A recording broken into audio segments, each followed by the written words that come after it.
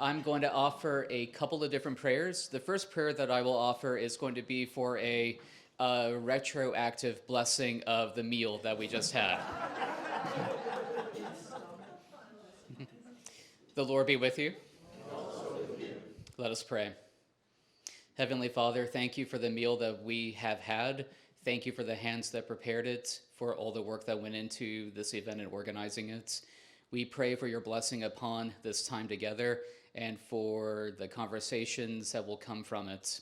May we be enlightened, may our perspectives be enlarged, and may our hearts grow with them. In Jesus' name, amen. I'm going to offer one other prayer that I found that I think is particularly apt and poignant for this evening, for this series, a prayer that I found from a rabbi that I wanted to share. O God, source of life, creator of peace, help your children anguished and confused to understand the futility of hatred and violence, and grant them the ability to stretch across political, religious, and national boundaries, so they may confront horror and fear by continuing together in the search for justice, peace, and truth. With every fiber of our being, we beg you, O God, to help us not to fail nor falter. Amen. So our speaker for this evening is Sami Tayeb, and I wanted to share just a little bit of information about him. So he is a lecturer in American Cultural Studies and is affiliated with Washington University and the Danforth Center of Religion and Politics. Is that the phrasing? American Culture Studies. American Culture Studies. Okay, great. Thank you. So he earned his MA in Middle East Studies from American University of Beirut. He is, his research and teaching focus is on political economy and the built environment in the Middle East, as well as Western knowledge production in the architecture of empire. He's been published in Middle East Report and Washington Report on Middle East Affairs, and his talk is entitled this evening, Myth-Making and Identity in the Holy Land. So with that, it is now yours. Thank you.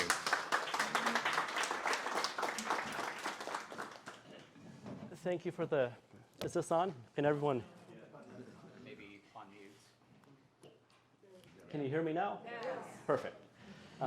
Thank you very much for the warm welcome, and thank you all for coming here today to listen to my presentation.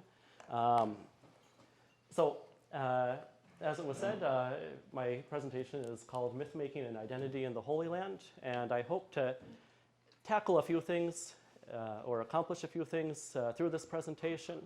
The main thing is dispelling a lot of myths that people may have heard, whether it's recently or in the past decades, about the Holy Land and the political situation that's happening there today, as well as way back when.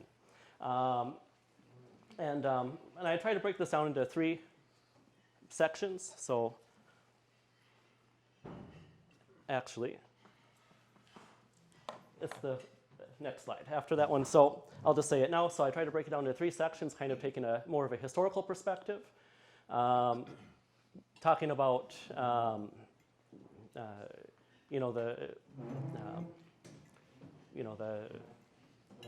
what happened after 1948, and then kind of more of an open-ended discussion for the present day. So here we go. So to start, how did we get to this today? In the Gaza Strip, these are the figures, since October 7th, since the attack on October 7th. Right now there's been a total of confirmed kills of 29,313 Palestinians, over 12,000 are children, and another almost 8,500 are women, which make up about 72% of the casualties there. And then there's an additional 8,000 that are unaccounted for, buried under the rubble, presumed dead as well. So we're looking at about 40,000 dead in about 4.5 months. So In addition to that, there's 340 plus healthcare workers killed, 158 UN workers, and 92 journalists.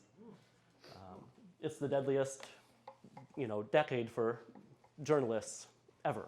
It set a world record, for journalists, it's unbelievable. And then the Palestinians injured in Gaza is about 70,000, just under 70,000. And 1.8 million Palestinians are displaced, and the majority of them are now in Rafah, at the last city where they can take some sort of shelter. And for the second part here, the second column, this kind of talks about the herbicide, the destruction of the built environment. So we're looking at over 50% of all buildings destroyed. 360,000 homes have been destroyed, which is 82% of the housing stock. 392 educational facilities have been destroyed. All universities have been completely destroyed. 24 out of the 35 hospitals have been completely destroyed. 11 are still partially functioning. 267 mosques and churches have been destroyed. And 200 plus cultural heritage sites, in addition to 123 ambulances. So devastating numbers. So through this presentation, I'm trying to get to, how did we get to this? Because this is unprecedented in any conflict in the 21st century at this rate. Of course, Iraq and other conflicts have had higher casualty numbers, but it was over a period of 20 years, not 4.5 months. Okay. So I'm first going to talk about Zionism, its origins, its relation to anti-Semitism, and also its relationship to Judaism. Then I'll talk about settler colonialism. I'll talk about Jewish settlement in Palestine, how that happened, what it looked like, the Judaizing of the land, the military occupation that happened after 1967, and then there's a series of myths or slogans that I'm sure we've all heard in the American media, going back, way back when, 70, 80, 90 years even, some of them. So there's some of them I kind of want to go through and debunk. And then, as I said earlier, kind of an open-ended discussion about, the Palestinian question. They faced 100 years of erasure and genocide, and what's next? So here we go. All right, so Zionism, I'm sure everyone's heard of Zionism, and you may or may not have an understanding of what it is. You ask 10 different people, you get 10 different definitions of it. So at the end of this part, I'll come to my definition of Zionism.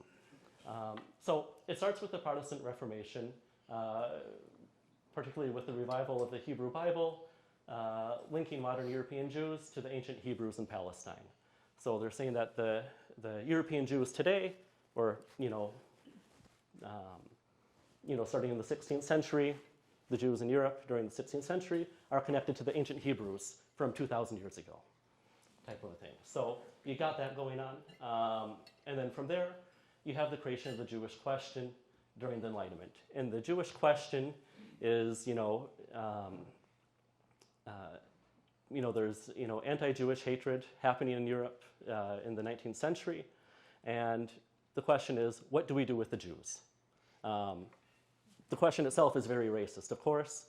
What do we do with the Jews, or what do you do with the blacks, or what do you do with the Chinese? Or the question itself, the positing of that question is very racist, but that was the question at this time, right?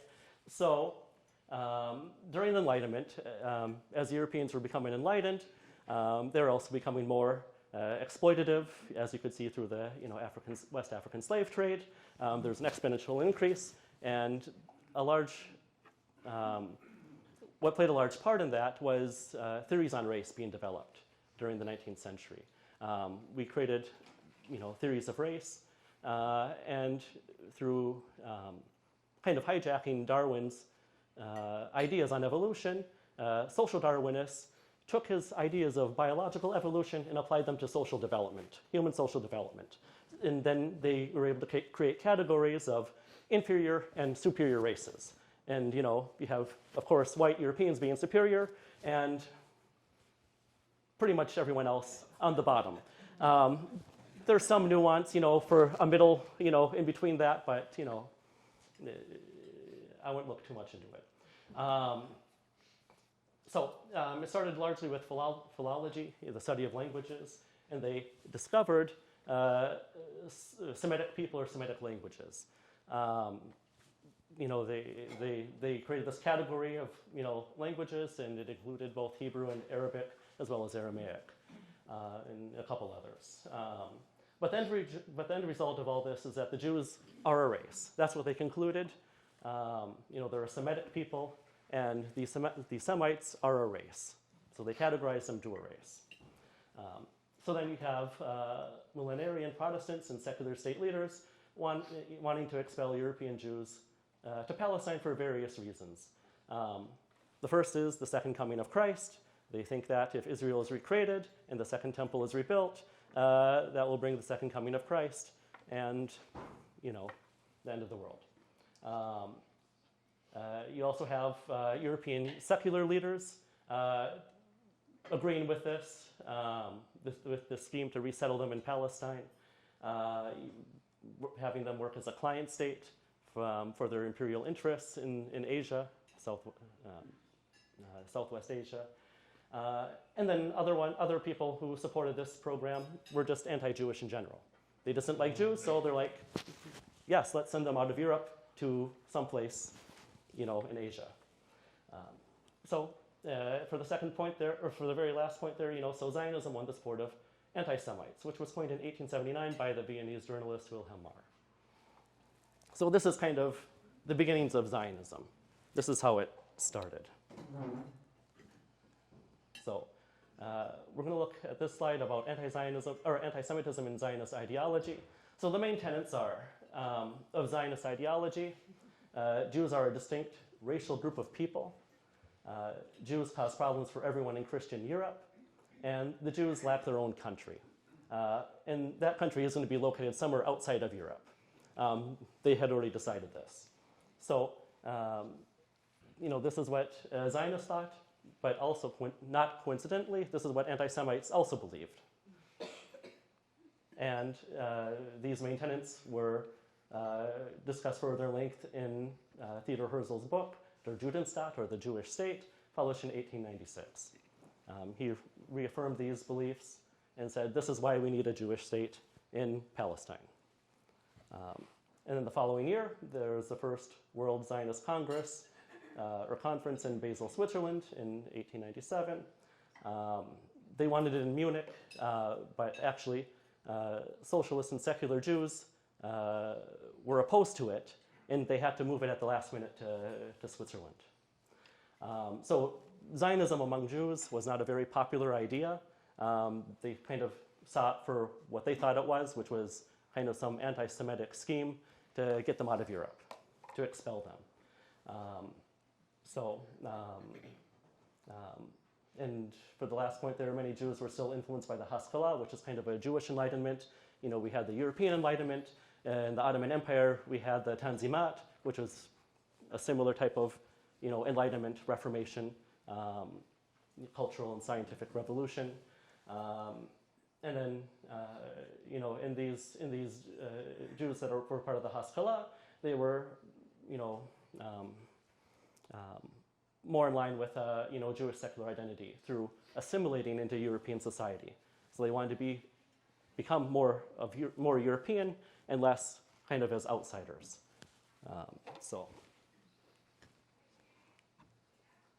Okay, so the founder of modern-day Zionism, Theodor Herzl, he says the anti-Semites will become our most dependable friends.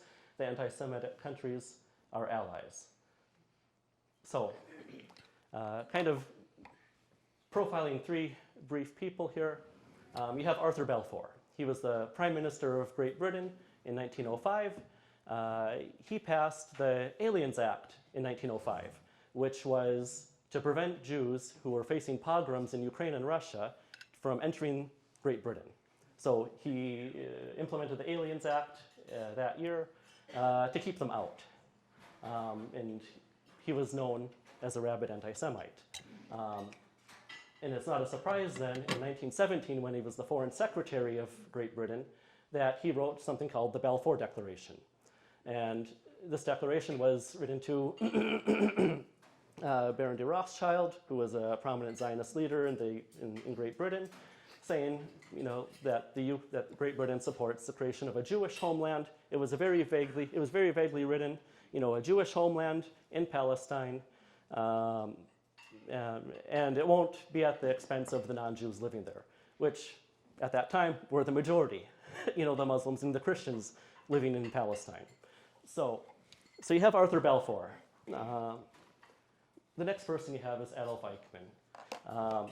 So you might be surprised, but the Zionist movement, they worked closely with the Nazis for various reasons. Not all Jews, of course, supported this, but the Zionist Jews did support working with the Nazis to achieve their political goals.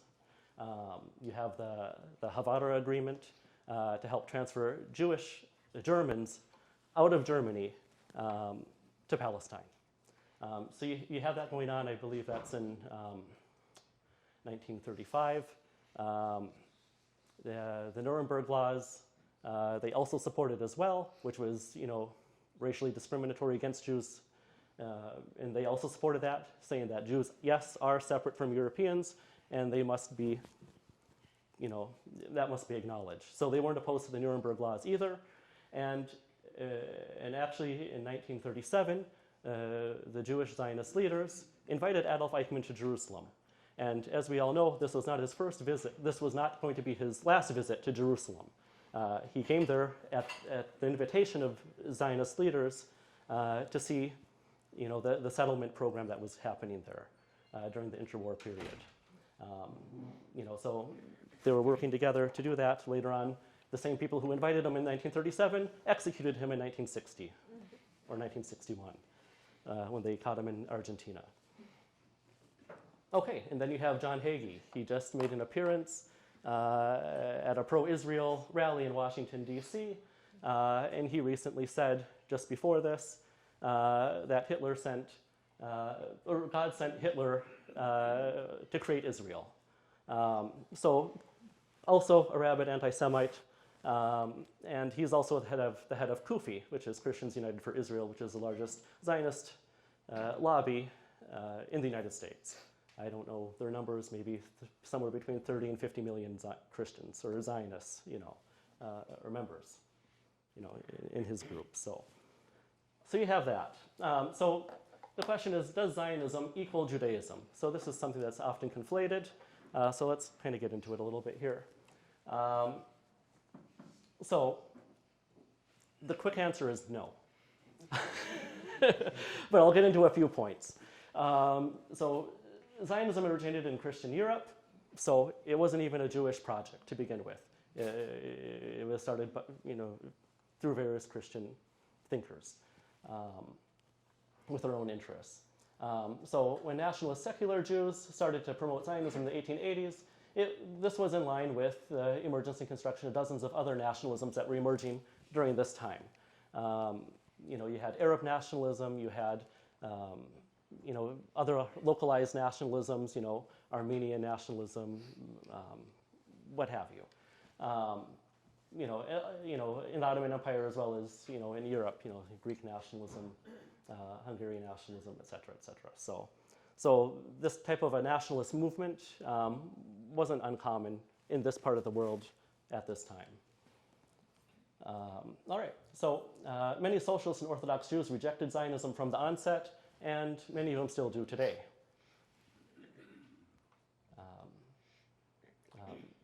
So the socialist wing of Zionism faced the contradiction of wanting to secularize Jewish life while using the Bible to justify colonizing Palestine. So the socialist Jews that were Zionists, they didn't believe in God, but they used biblical metaphors and analogies to convince, I guess, themselves as well as other people who they thought they could convince using these analogies to justify their colonization project in Palestine.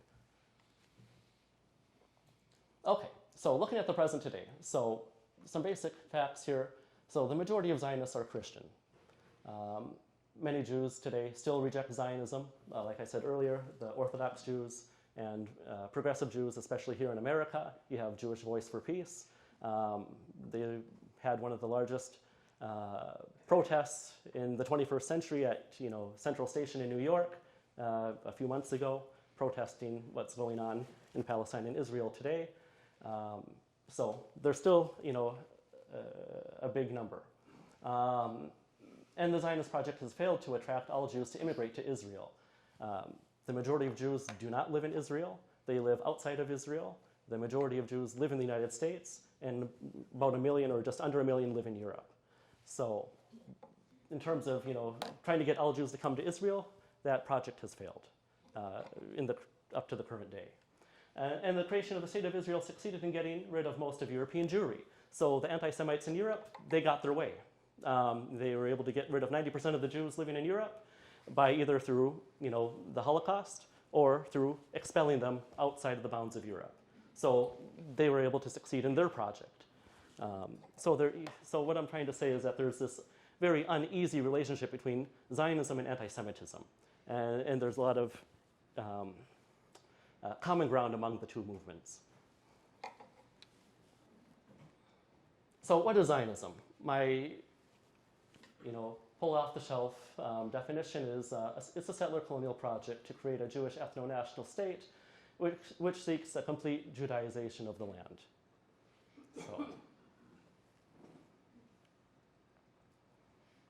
So moving on to the second part of the presentation here. We have settler colonialism and military occupation. Let's take a look here.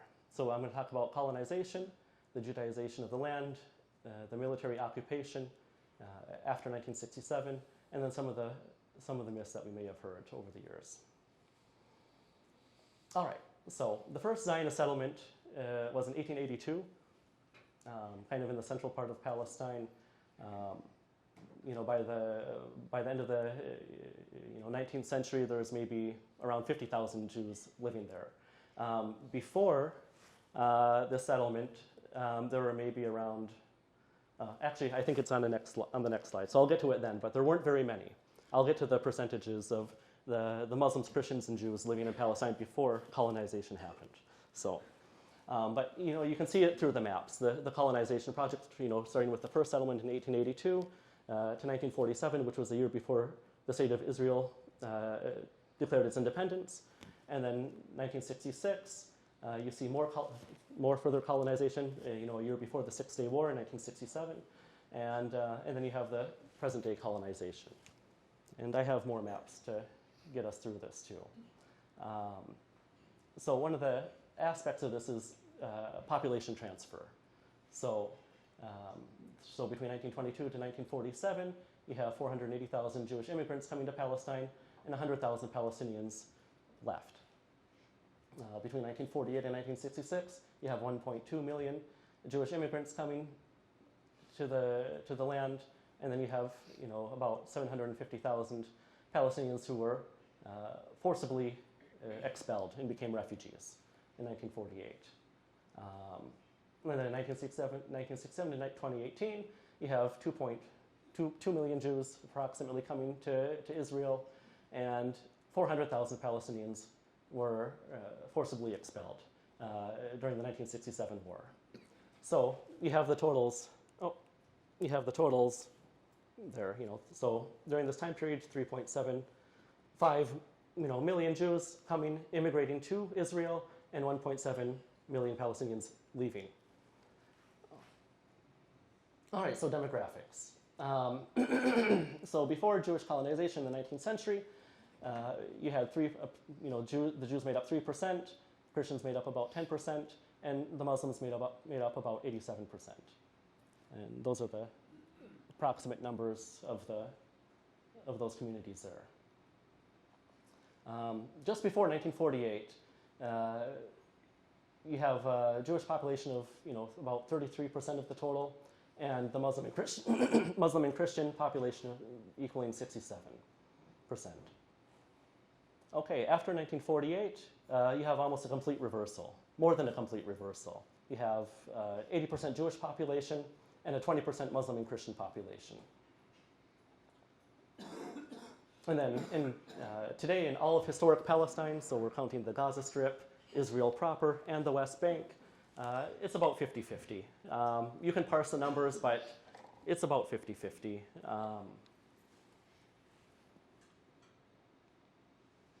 Okay, so let's talk about just before 1948, before Israel declared its independence. There was a UN partition plan of 1947. It called for a Jewish state on 55% of the land and an Arab state on 42% of the land. And they allocated 3% to be kind of an internationalized zone for Jerusalem and Bethlehem. And then in 1947 to 49, Zionist militias took over 78% of the territory, and the West Bank and Gaza constituted 22% of historic Palestine. So they took more than what the UN approved for them for under this partition plan, and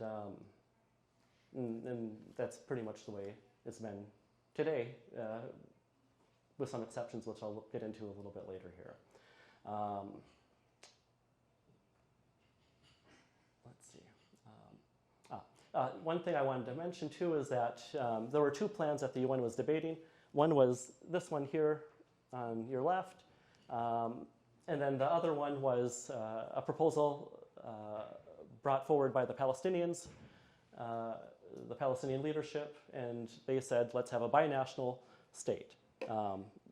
Jews, Muslims, Christians living together in one state. Let's not separate us. Let's not separate the communities. Let's all have access to the land, and co-govern this territory. But that was rejected. Okay, so coming to the Oslo Accords, signed in 1993, and then the Oslo II Accords in 1995, you have the further disintegration of Palestinian authority over the land, or Palestinian sovereignty over the land. It was divided into areas A, B, and C. Palestinians were given full autonomy of over areas A, which was only 18% of the West Bank. So you're talking about 18% of 22% of the total land that the Palestinians have now been given, control over. Area B constituted 22%, and that's areas where Palestinians can live, but Israel has security control over those areas, which is kind of a fallacy because Israel controls it all, in terms of security anyway. So, but that's what they said in 93, 95. And then Area C is complete Israeli control.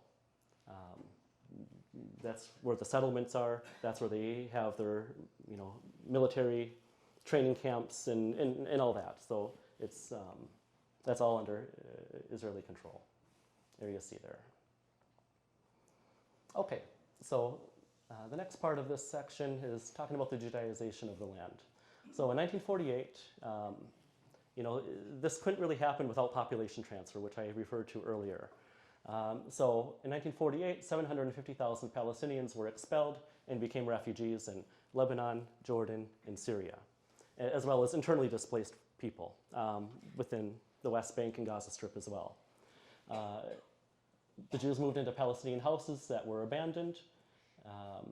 During this process, 515 Palestinian villages were completely wiped from the map, completely destroyed.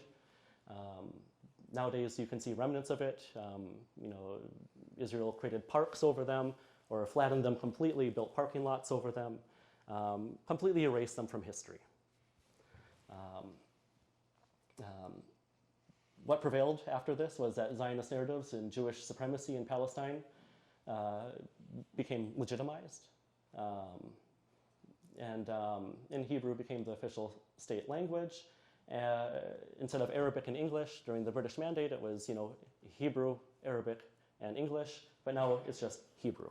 And then they also, soon after the war, they implemented the 1950 law of return, which means any Jew anywhere in the world, whether maternally or a convert, they can gain citizenship to Israel just flying into the country, where the 750,000 Palestinians who were expelled in 1948 are now stateless refugees living in the surrounding countries. So, and Israel did not allow a law of return for those people, just for the Jews around the world. All right, so 1967 to the present, things that have happened are you have Jewish settlement expansion. You have about 250 settlements and outposts dotting the West Bank. They make up about 700,000 settlers between the West Bank and East Jerusalem. You have tens of thousands of house demolitions happening. They could happen for a variety of reasons, but it's used as a form of collective punishment. Whether the person's guilty or not, typically, whatever the state of Israel is charging that person with, their family house gets demolished. You have an arboreal colonization. So Palestine, before this time, it was known for its, orange groves and olive orchards, and they were largely a peasant agricultural type of way of life. That was their sustenance, was agriculture and farming. Not to say they didn't have cities. They had major cities like Jaffa and Nablus and Jerusalem, of course, and others. So, but what was happening during this time, or during the time now even, is that the Israelis are cutting down the olive trees and the olive orchards. The orange orchards, and they're replacing them with coniferous trees. So, like a European coniferous tree. So, did it die? Uh-oh.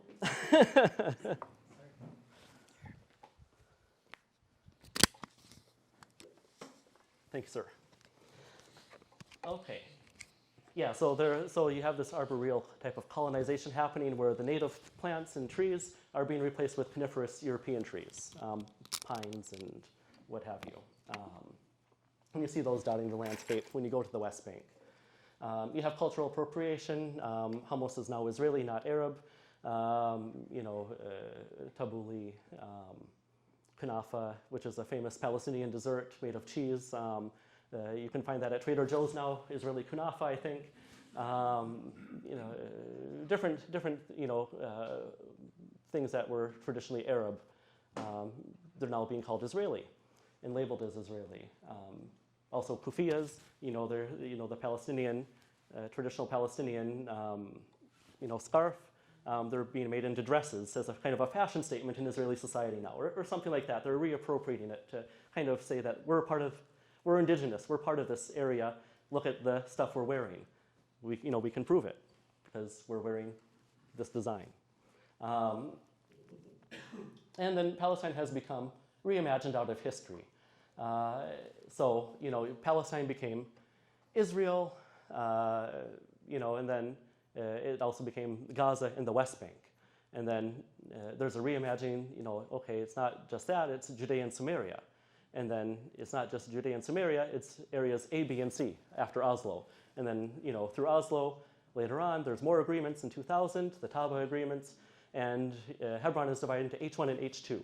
And, you have all these different, ways of calling it anything but Palestine. We can't use the word Palestine, but we can call it A, B, and C, H1, H2, West Bank, Gaza Strip, but not Judea, Samaria, but we can't call it Palestine because it's, dangerous. Okay, I'm going to talk about colonization through just kind of a slideshow of pictures here that I've taken over the years of my travels to the West Bank. So this is a sign that greets you on Palestinian roads. It says, in Hebrew, Arabic, and English, this road leads to Area A. So as we know, Area A is Palestinian, controlled.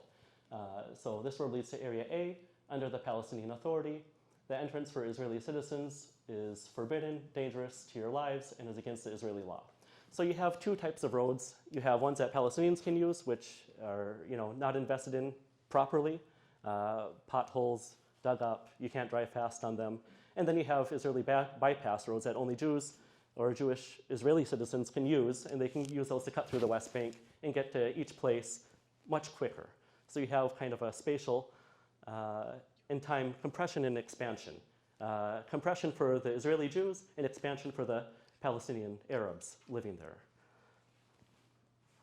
Okay, so this is an example of an Israeli settlement on a hilltop. They build their settlements on the hilltops, so they're looking down.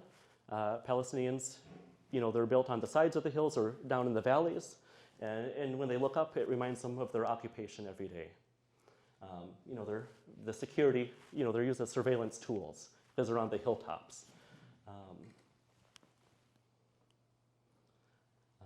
But everyone knows that the most arable land is in the valleys and on the hillsides, which makes sense, which is why the Palestinian villages have formed there over the centuries, because they have their, fields and whatever they're growing there, not on the hilltops where it's not fertile. This is another example of an Israeli settlement just outside of Jericho. Here's a much larger one. And settlements, they can be a few hundred houses, or they could be, hold 60,000, 70,000 plus settlers, like Ariel, which is the largest one named after Ariel Sharon. And they have universities, shops, schools, everything. It's like a city. This is actually here, my aunt's village and where my cousins live. It's the village of Huwara. Up above, you can see some buildings up there. You can't see them that close. This is from 2006. The settlement up there, the few buildings you can see of the settlement, they've expanded since 2006 a great deal. And actually last year, almost a year ago, 51 weeks ago, there was what was called a pogrom by an Israeli captain in this village. And this is saying something when an Israeli commander for this area of the West Bank calls it a pogrom, where the settlers on the hilltop here, they marched down, about 400 to 500 settlers marched down in the night, chanted death to the Arabs, and started burning their cars. And, graffitiing on the mosques, breaking their shop windows, and basically terrorizing the people in this village. And the Israeli army, what did they do? They didn't stop it. They encircled the village of Huwara, and they made sure the settlers were okay while they were doing this act of terrorism.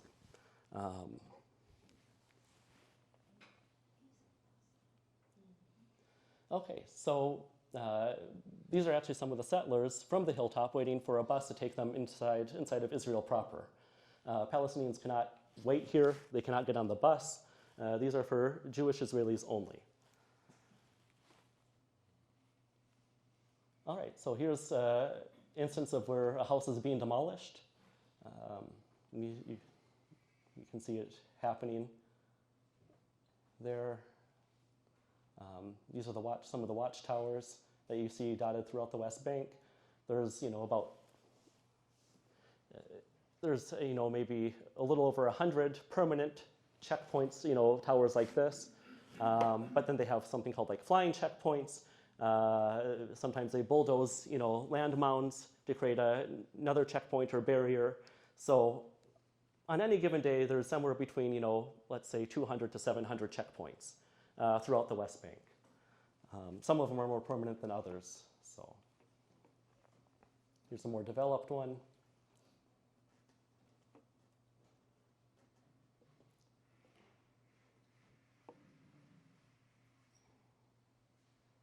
You can see kind of one hiding there. That's a close-up of it.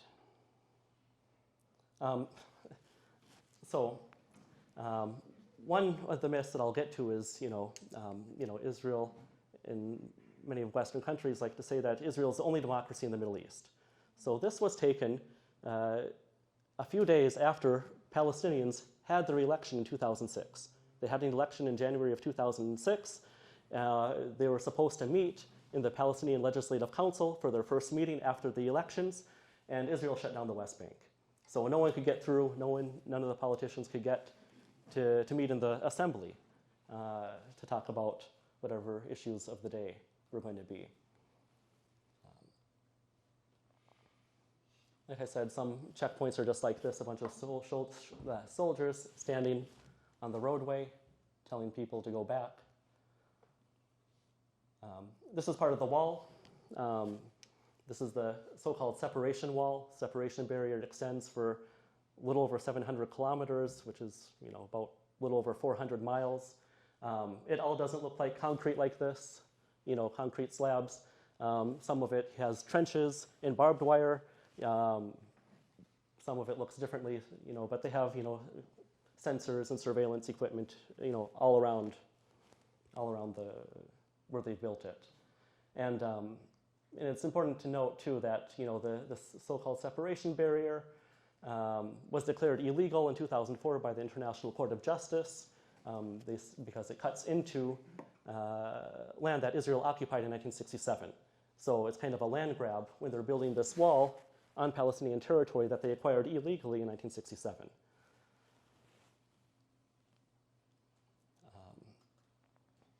This is the Palestinian side that I'm looking from, and you can see Israel right there, So it's not very far away at all. The road's, just a 2-minute walk away if you could get over the wall. There's some barbed wire there above it. As a result, you also have, spatial compression. So Palestinians can't expand outwards. They have to build up. So you get a lot of towers being built along the wall, along the route of the wall. They have to build up because there's nowhere else to live and to build.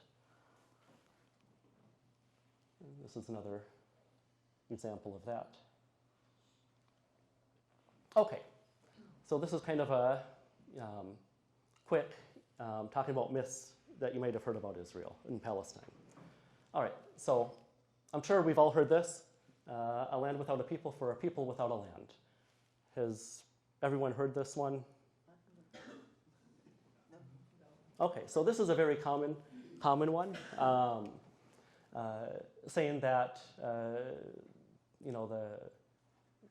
the Jews as a people, as a race or as a nation, they don't have a place to go, right? But Palestine is that place, and it's saying, a land without a people. So they're saying that Palestine has no people in it, and that just wasn't true, because we know even before the start of Jewish colonization or Zionist colonization in Palestine, there were 500,000 Arabs living there.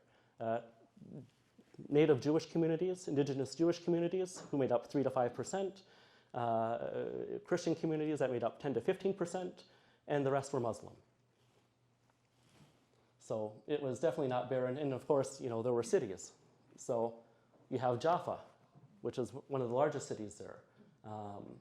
Tel Aviv overtook Jaffa after the colony of Tel Aviv was created and expanded and became the largest city in Israel.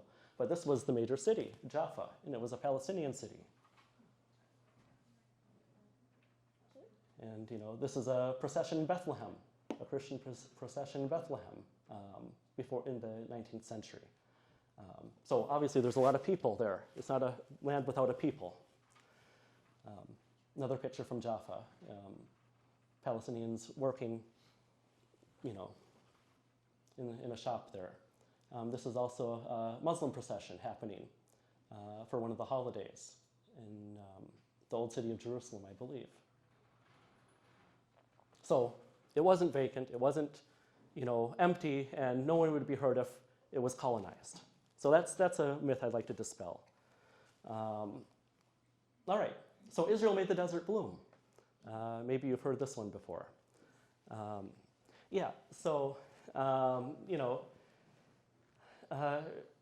The desert, well, first of all, there isn't much desert in Palestine. You have the Negev desert.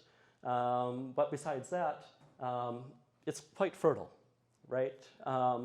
So it kind of gets into these Orientalist imaginaries of the Middle East, like it's all desert and all this, like it's all Arabia. It's all desert, it's all barren. Palestine isn't like that for the majority of the land there. It's quite fertile. The Palestinians were doing quite well, making it bloom before the settlers came. So this is a myth, and in the way, Israel made it bloom, if you want to say that, is, they did it through expropriating water from Lake Tiberias and the Jordan River once they colonized it, and took it from other surrounding Arab countries. So they were able to get more water by stealing it from the surrounding neighbors. So that's how they really made it bloom after 1948, and then much more so after 1967. European Jews are indigenous to Palestine. So there's a lot to be said on this, but I'll say, I think, two brief things on it. One is a book by Shlomo Sand. He's an Israeli historian. He wrote a book maybe 15 years ago called The Invention of the Jewish People, and also The Invention of Israel. And he has this, he traces this history that the European Jews were not from Palestine. I think there's another one I'll get to. But the Jews are returning after 2,000 years back to Palestine. That's kind of the way the slogan goes, and that's the Jews were expelled by the Romans in 70 AD, but it's not in the Bible, and it's not in recorded history that the Jews were ever expelled from Jerusalem in 70 AD. So what happened to the Jews in 70 AD and to the present? So if they weren't expelled and they didn't go to Europe, and the Roman policy was not to expel people, maybe the political leadership, if they were against the Roman Empire, maybe they would expel the leadership, but not the entire people, right? So what happened, So the Romans would say, accept our sovereignty over you, accept Roman law, or die. So we know that the Jews weren't killed en masse in 70 AD. They were still living there. So what happened? Well, what happens naturally when empires come and go? The prevailing forces, social forces, compelled people to convert. So the Jews, indigenous to Palestine, they converted to Christianity first, and the Christians became the majority in the Holy Land for several hundred years. And then later on, when the Muslim Empire came and conquered the area, they converted to Islam. So the ancient Hebrews are actually today's Palestinians. And that's what Shlomo Sand says. If you want to go back ethnically, to trace the people, look at today's Christians and Muslims in indigenous Jewish communities in Palestine. Those are the original Hebrews from 2,000 years ago.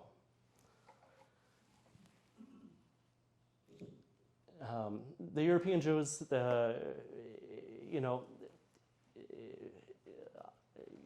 kind of a common misconception is that the Jewish community is insulated and insular, and they didn't promote conversions. But actually, they promoted conversions en masse up until the 9th century. So you have the Khazars, which was a Turkic empire between the Caspian and the Black Sea. They converted en masse to Judaism, and they went up to the Caucasus, to Ukraine, to the Russian Caucasus, to other places through Eastern Europe, even into Germany. So you have that going on. But they're not, from the Hebrews, ancient Hebrews. They were converts. Okay, and the Jews are just returning home. So you have that as well, and as we said, that's not true. So another argument some people make is the Arabs or Muslims did the same thing when they took over the Holy Land. So how is this any different than what Israel's doing today? Well, the previous Muslim or Arab empires did not embark on a settler colonial project. They took over the land, had their sovereignty, collected taxes, did that type of stuff, but they did not seek to replace the indigenous people in the lands that they conquered. They sought to convert people to Islam. So there's a messianic type of thing behind it too. as well as just expanding their empire across as far as they can go.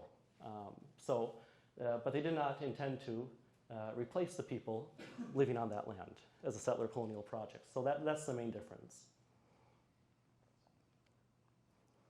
Israel speaks for the Jewish people. So hopefully I've dispelled this one earlier, that there are a lot of Jewish groups with different beliefs, and they say, not in my name.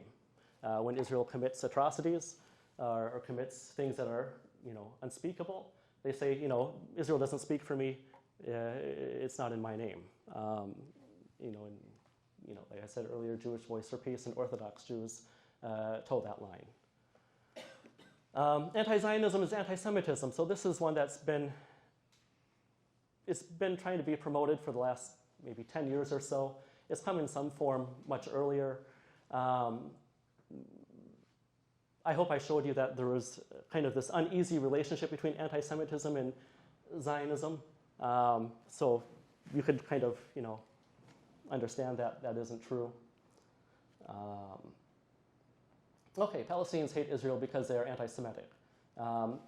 This is not true. Apart from Palestinians being Semitic, labeled by the Europeans from the Enlightenment, Palestinians are a Semitic people. They don't hate Israel because they're anti-Semitic. And I won't even say that they hate Israel, but what they hate is Israel doing the things that it's doing to them, colonizing them, settling their land, and carrying out their military occupation. That's what they hate. They hate the settler colonial and military occupation aspects of the state. Not Jews. They don't hate Jews. Perhaps you've heard of the Judeo-Christian tradition. So any guess on how far back this tradition goes? Any? We've all heard it, I think. Sure. It's said in the media a lot. Our political leaders say it a lot.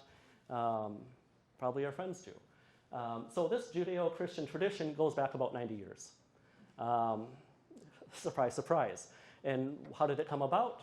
Well, it came about in the 1930s as a stand against fascism during World War II.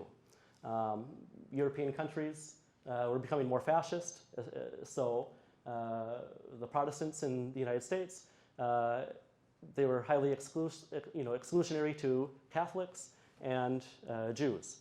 So they said, well, you know what? Let's consider them as equals, and let's not discriminate against them. Let's bring them in. We're all the same, because what countries during this time were becoming fascist? Spain, which was Catholic; France, the Vichy government; Portugal, Italy, Mussolini in Italy, all Catholic states, right?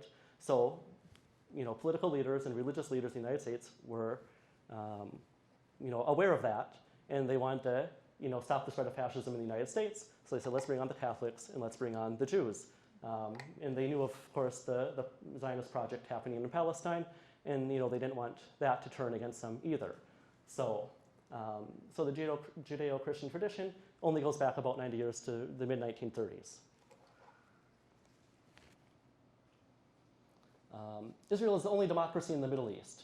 Well, as I said earlier, Palestine had their elections in 2006. Lebanon, off and on, they're a democracy. French set them up as a republic. And this really isn't even the country's fault in the Middle East. The British preferred monarchies, and they're point mans that they could, tell what to do. So what did the British do? They set up a monarchy in Iraq. They set up a monarchy in Jordan. They set up a monarchy in Egypt. They set up monarchies.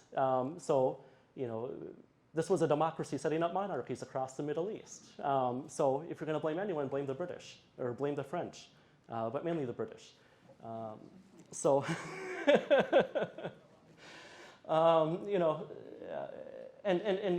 Kind of going back to this point, here in the United States, we like to say that we're a young country, but the oldest democracy, or one of the oldest democracies. Well, if you're looking at the nation-state model, the U.S. is really one of the first nation-states to emerge, in the new system of nation-states that we live in today. And in terms of democracy, well, when did U.S. democracy begin? Did it begin when white landowners were the only people allowed to vote? And we had slavery? Was it when women gained the right to vote in 1920? Was it when we got rid of Jim Crow through the Civil Rights Act in 1968? Or how about the new Jim Crow with the mass incarceration regime that we have today, imprisoning black people? So when did U.S. democracy start? And kind of the same thing is with Israel. When Israel became a state in 1948, there was about 15 years of military rule for the 20% of the Palestinian population living in Israel. So Palestinians made up about a fifth of the Israeli population, and they were under military rule for the first 15 years of the Israeli state. And afterwards, people get their houses demolished, and then they had the occupation. So if you're looking at it, there's 50% Jews, 50% Arabs and Muslims and Christians living in the whole land, and none of them are allowed to vote in Israeli, politics. How are we defining this democracy? There's different ways to do it and different ways to legitimize it, but look into it more. Think about how do we define democracy and who is it for? Okay, then Israel is a David and Goliath story. So I'll get through this one really quick here. So 1948, and this was mainly for 1940 to 1967. So 1948, Little Israel was attacked by all these Arab states once they declared their independence. That's not true. What happened was the British declared in 1947 they were going to leave. They left Israel all of their modern weaponry, especially the ones that they had from World War II, left them in the hands of the Zionist militias. And what was happening during this time? Well, the neighboring Arab states, they had just gained their independence. Britain and France did not allow them to have armies. They didn't trust them with heavy weaponry or heavy military equipment. The most they would trust them with is, be like local policemen in the cities and stuff. So maybe, light firearms or something. But Israel had a modern military equipment, heavy military equipment, and they fought them off. And Israel was, was militarily superior in 1967 as well. So, okay, and then the last one here, I think. There was no such thing as Palestinians. It was not as though there was a Palestinian people in Palestine considering itself as a Palestinian people, and we came and threw them out and took their country from them. They did not exist. And this was said by Israeli Prime Minister Golda Meir in 1969 to a British newspaper. So she's denying their existence. And this is kind of what I want to get to. I know I'm out of time, so I'm going to really wrap it up quick here. This has been plaguing Palestinians, from the beginning. People not acknowledging their existence. They've gone through different schemes of erasure and genocide. The first genocide starting in 1948. The Palestinians call it the Nakba, or the catastrophe. That was an act of genocide, but as I tried to show through, Judaizing and colonizing and transforming the land to make it, turning it from, Arab to Jewish, it's an ongoing genocide. You're erasing the people from the land. So you're erasing the people in whole or in part from the land.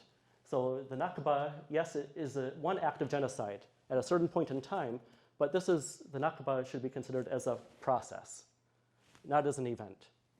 So to exist is to resist. You hear this a lot in Palestinian slogans, that just their very existence is dangerous because no one wants to acknowledge them or even say the word Palestine or Palestinian. It's too dangerous. So just their very existence, just living, is a way of resistance for Palestinians. We're out of time. I'll leave it up to, I don't know if we have time for any questions. I'm happy to stay a little longer if other people would like to, but I'll end it there. I think we're engaged enough that we could probably allow for a couple questions. So, but I'm sure we also need to get back on. So, a couple questions, if we're able to take any, would be really good.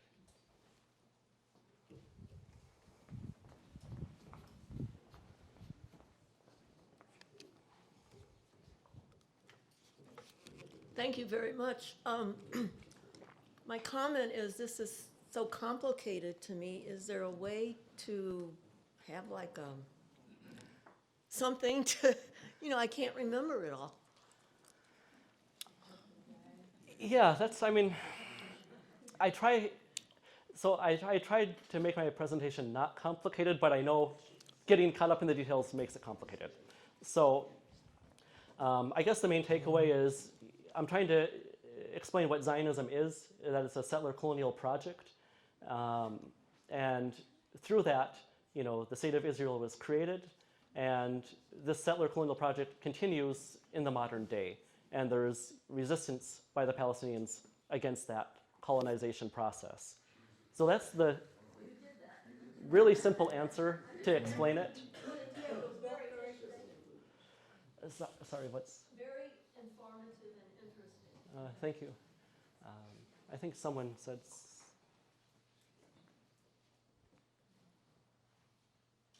No? Okay.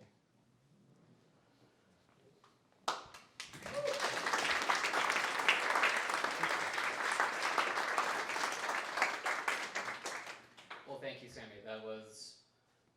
I cannot believe you were able to do so much in such a short amount of time. That is an incredible talk.